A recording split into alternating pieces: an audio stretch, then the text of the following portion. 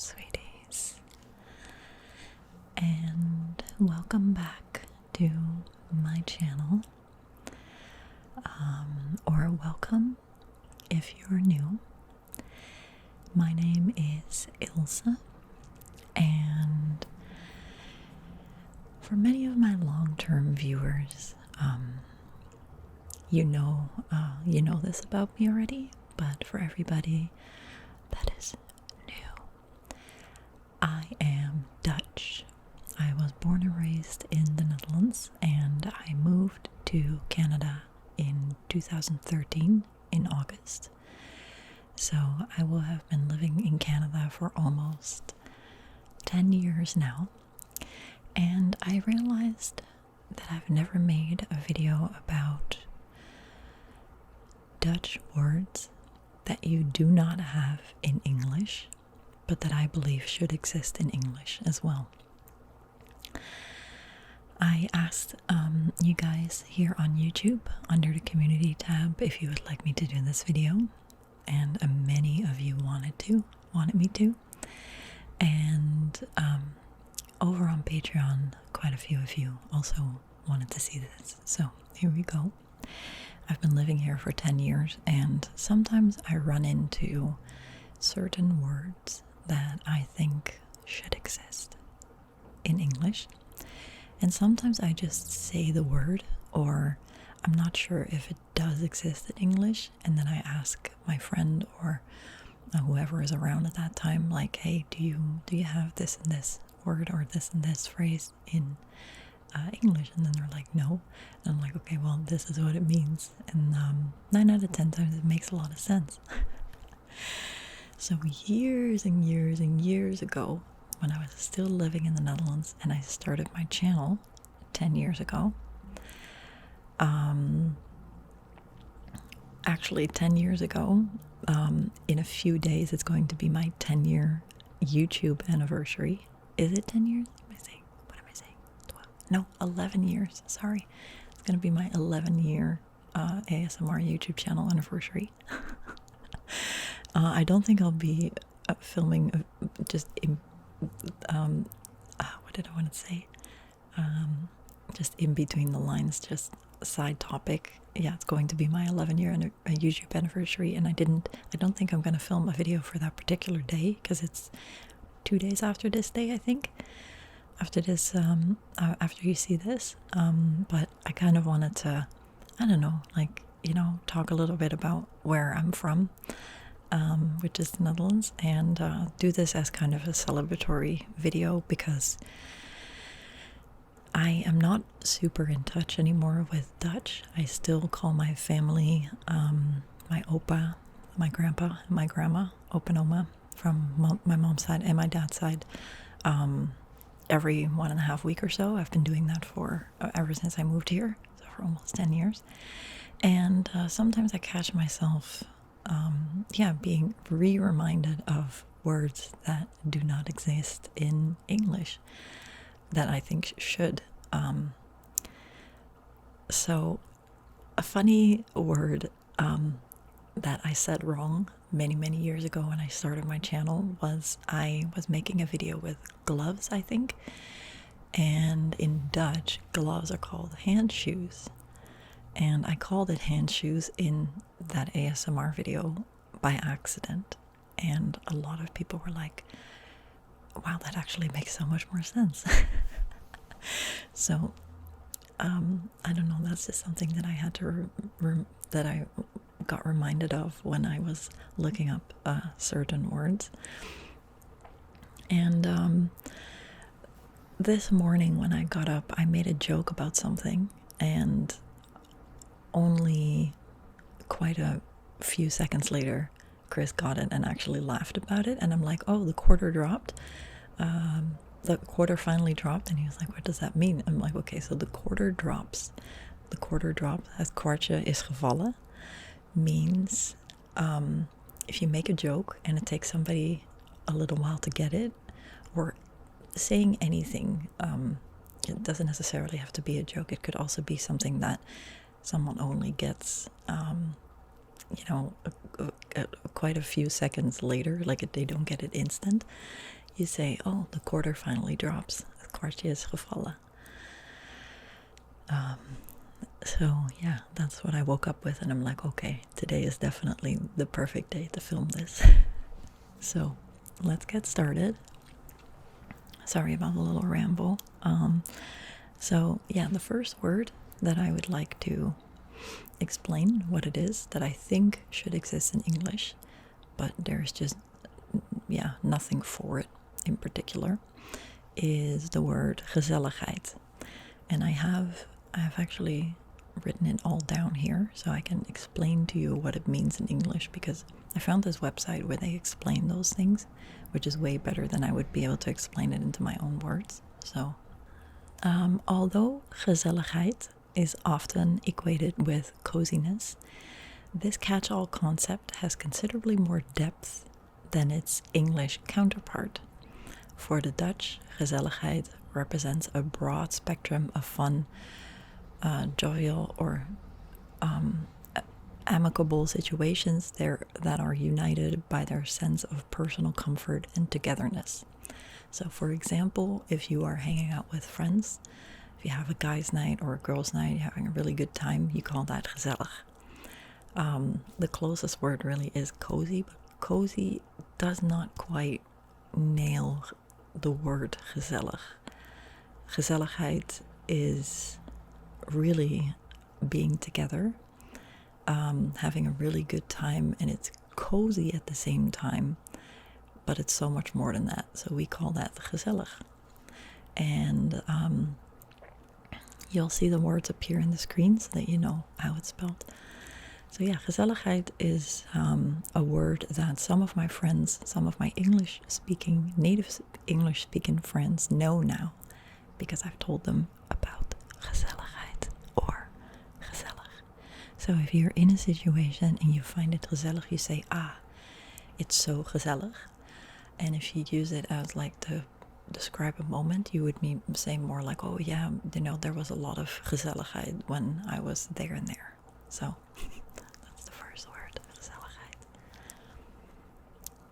Also, with this being said, I know that there's a lot of foreigners watching my videos. Do you have any words that exist in your language but don't exist in English that you think should exist? If so, comment down below. The other word is something that you say when you're having a good time or when you're eating good food. It's used in a very broad kind of way for many different things, and that is the word lekker. Lekker. In Dutch, the adjective lekker connotes several positive attributes, including nice, appealing, and high quality. Whilst tasty or hearty food is commonly called lekker, the word extends well beyond gastronomy and is often applied to attractive people, well-made clothing, nice weather. The weather is something Dutch people love to talk about. Or even a good night's sleep. So, for example, if I had a really good night's sleep and I wake up, I'm like, ik heb lekker geslapen. I slept well would be the closest thing that I could say in English, but it just doesn't quite capture the essence of lekker. Or if you go to a restaurant and you're eating something really tasty, you say, this is so lekker. Or it's also used, if you see somebody that's really attractive, that you're like, I zeker lekker. So it's used in a lot of different contexts, and it means something really, really tasty or really attractive or really good quality. Good quality sleep you would be able to call lekker, for example. I know it's a little bit vague, but yeah. And then another thing that we say in the Netherlands is he he. You'll see it in the screen, he he. And this short exhalation primarily denotes comfort, satisfaction, or relief, and is employed when somebody wishes to relate their alleviation to others after completing a busy day at work, for example. Or if you just, did a workout, you're like, heh. It's almost kind of like you could translate it to like sighing, but we actually have a word for it. Or if you're out of breath, like heh, or you finally got that one thing done that you weren't able to finish for a long time, you could say heh, that's finally done. Yeah.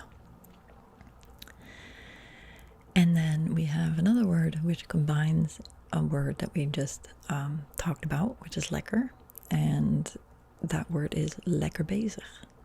And Lekker Bezig literally translates into English as nice busy. And denotes the feeling of accomplishment someone has whilst pursuing a particular engaging activity, or by announcing this phrase, speakers provide moral support to their interlocutor.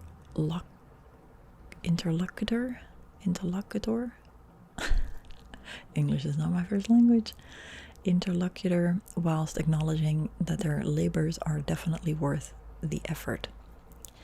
So you can say lekker bezig or goed bezig, which basically means like, yeah, you're doing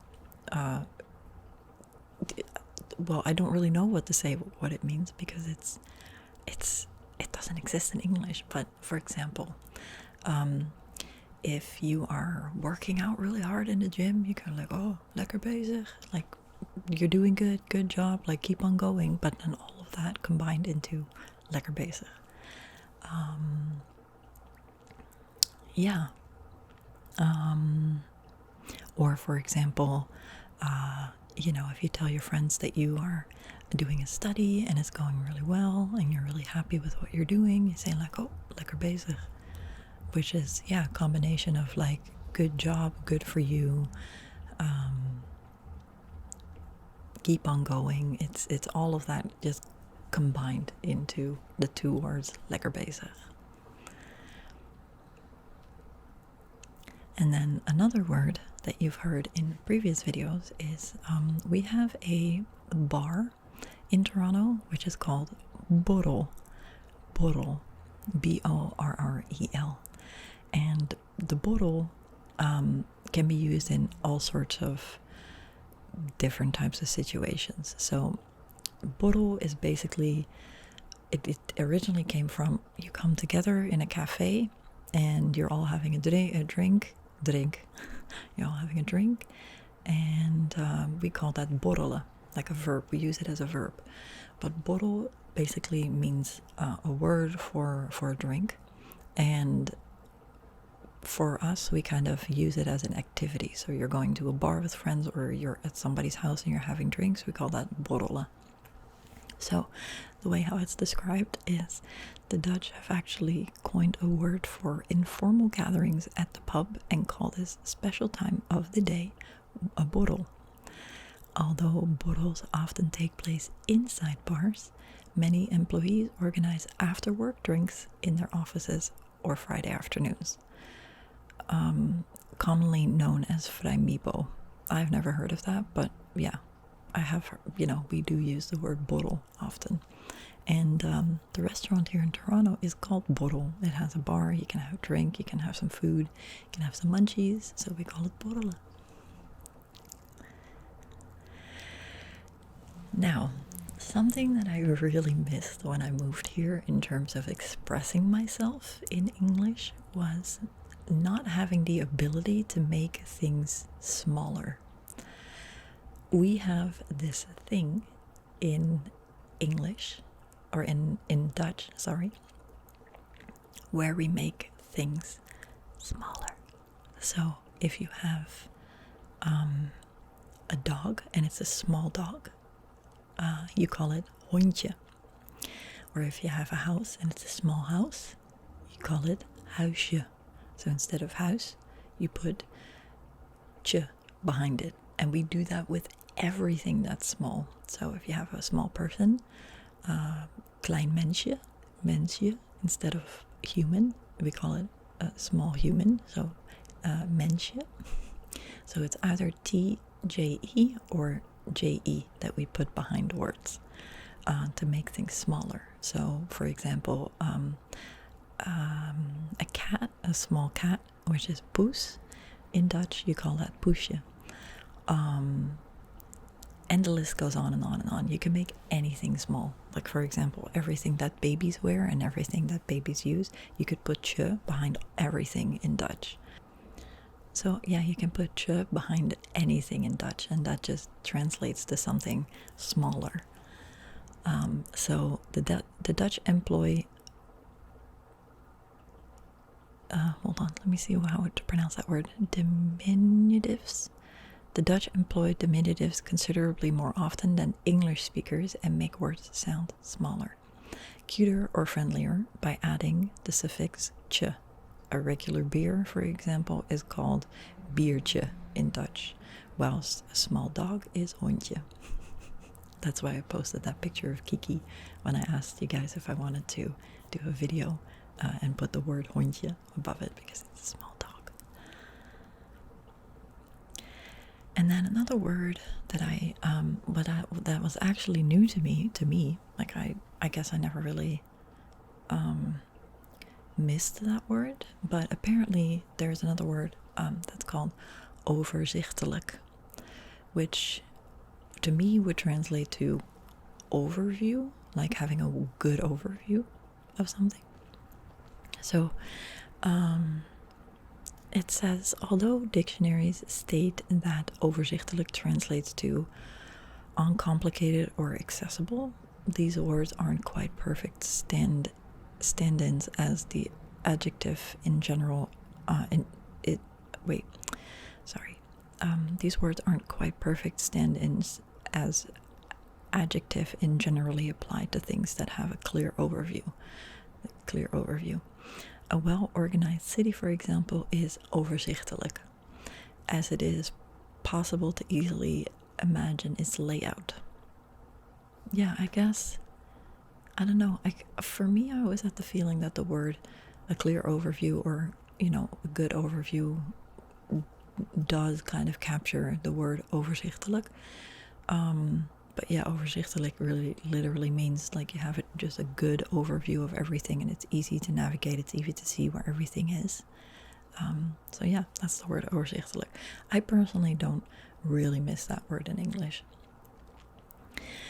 So we have another word after you've eaten a lot, or it doesn't necessarily have to even be a lot, but if you've eaten and you're really full and you have the feeling that you need to loosen your belt because you've eaten so much. We call that time of the day uitbuiken. My dad used to use that word a lot. And for the Dutch, delicious filling meals induce uitbuiken, which literally translates into English out-bellying. Speakers employ this verb to express that their bellies need time to relax after a particularly hearty feast, and often proceed to unbuckle their belts, there you have it, or loosen tight clothing in order to encourage healthy digestion. Yeah, so that's uitbuiken. So we often call that. We often use that word after we've had a really good meal, after you really enjoyed it, and you're like, oh, okay, I need to uitbuiken now. That also makes me realize that there's another word related to the dinner table or eating in general that is not in this list, but it's called natafelen. And natafelen is a word that after, like if you literally translate it, it would be after tabling, which makes no sense. But after, or natafelen basically means like you've had a really good meal and you continue to sit on the table and, take a bite here and there, have good conversations, have some drinks, but it's all happening on the table after the main course. And that's the reason why we call it after tabling. I think that's how you would translate it in English. So that's another word that I really missed when I first moved here that I think should exist. Natafelen.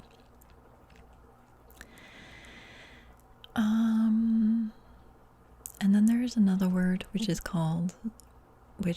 Zeker. The best translation would be absolute certainty. But that's two words in English. We have one word for that. We call it Zeker. So this exceptionally common adjective expresses absolute certainty and is added to sentences in order to strengthen their resolve. Answering a question with a phrase that includes Zeker allows the speaker to express their conviction or strongly agree with another person's statement.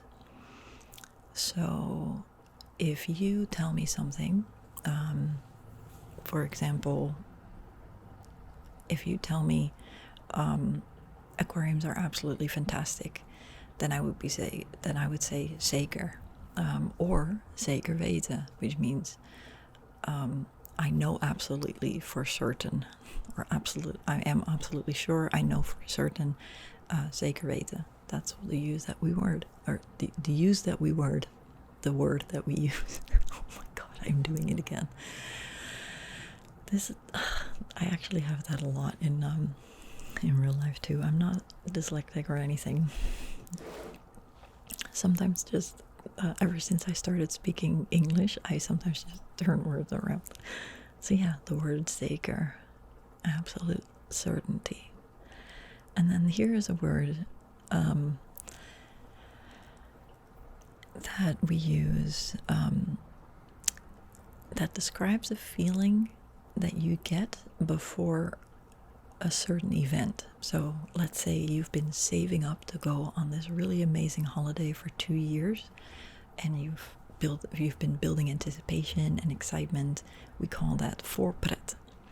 So Voorpret represents the feeling of anticipation people commonly have before an exciting event, such as parties or festivals. Whilst planning ahead or looking forward to something, Dutch people will commonly state, ik heb voorpret, which roughly translates to, I have positive expectations, but I don't agree with that. I don't think it translates to, I have positive expectations. I think it would more so translate to, I have pre-fun. That's what I would call it if I were to have to translate it. So yeah, the word voorpret, it describes the feeling of the anticipation while you're working towards something that is going to be really exciting. And then another word that we have is called Ogenblik, or if we want to make it smaller, Ogenblikje. Just a moment, please. That's basically what it translates to. So an ogenblik literally translates into English as an eye blink and denotes a short, infinite amount of time, although the word functions much more like jiffy or moment. By alluding to eye movements, the word feels more elegant than its English equivalents. So, for example, if I would go to my family doctor in the Netherlands and the assistant was on the phone, she would be like, "Een ogenblikje alsjeblieft. Just a moment, please."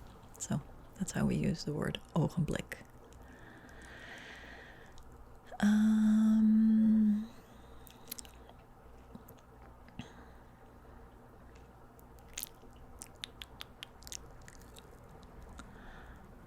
We also have something that we say when we really just need to kind of wind down and let go, and we call that Uitwaaien. And often you go to the beach to just do a little bit of Uitwaaien, or you go to a forest, go for a walk, and a little bit Uitwaaien. So Uitwaaien technically means blowing out, blowing like wind. So the beautiful verb represents walking outdoors to gain better insight or calm down after a stressful event. Although Uitwaaien usually connotes forest paths or windswept beaches, it's possible to Uitwaaien in parks or even gardens. So yeah, it's really just a vibe that it describes. Like you go just to have the wind in your hair and just to like everything slide off of you and just relax and dewind or unwind. Dewind. I don't think that exists. Unwind. And then we also have something, that we say, op die fiets. And that literally translates to, on that bike. I don't know how you say that. Like most idioms, like most idioms, op die fiets barely makes sense when it's translated literally, but conveys an obvious, useful message to native speakers. Oh, on that bike. Taken literally, this phrase means on that bike, whereas Dutch speakers understand that it actually signifies, that way, or I now understand how that happened.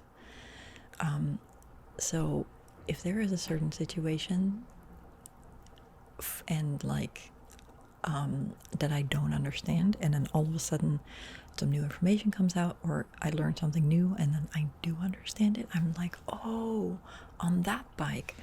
It must be, obviously that's a Dutch thing, we love bikes, so we use the bike for everything, including making sense of things. Let me see, I think I have one or two more words. Yeah, so the other word that we have is a word that kind of means when you're sick and you kind of have to shake it off and you have to get it out of your system. We call that Uitzieken. So this clever verb literally translates to English as to out sick, and is employed when a speaker wants to express that they are resting in order to recover from a minor illness. Yeah, so if you've had a cold and you're not quite better yet, and somebody were to call you like, hey, how are you doing? Oh, I'm just outsicking this situation. I'm outsicking, trying to get rid of it in my body. So we just call that once the heaviest part of being sick is done. Uitzieken. And the last word that I have for you is schat. And it's interesting that this actually describes that this is mostly used in Amsterdam, but it says, because I don't think so. I'm not from Amsterdam, and I still used it and I grew up with it. But in Amsterdam, apparently, people commonly call one another schat in order to express neighborliness. I wouldn't know, I've never lived in Amsterdam. In order to express neighborliness. Whilst translations usually render this word into English as darling, it shares some more similarities with the informal British term of endearment, such as mate or love. And that I can relate to. Yeah, we use it in a context of, like, my sister uses this word a lot, and if she starts talking to me, like, I always call you guys sweeties, like, hey sweeties, but if I were to use a Dutch word for that, the word that would capture that essence more is schat. So I would say, hey schatjes, making it smaller, so that sounds more cute and cozy. And yeah, my sister is always when she reaches out to me, she's like, hey schat, how are you doing? So yeah, it's just an endearing word. So I hope that you enjoyed this little list of Dutch words that I believe should also exist in English but don't. And I hope that my translation and my explanations made sense for you. Please let me know if you enjoyed this video, and maybe next time I can have a look at like some common sayings, like, oh, the quarter finally dropped, like I said in the beginning of the video, and make a video about that, and combine it with examples of how I used to use it when I used to speak Dutch a lot. And until that time, thank you so much for being here, and thank you so much for sticking around and for watching my videos and for sending me positive messages and subscribing and liking my videos and supporting me with everything that I do. And I will see you again very soon. I love you guys. Bye, sweeties.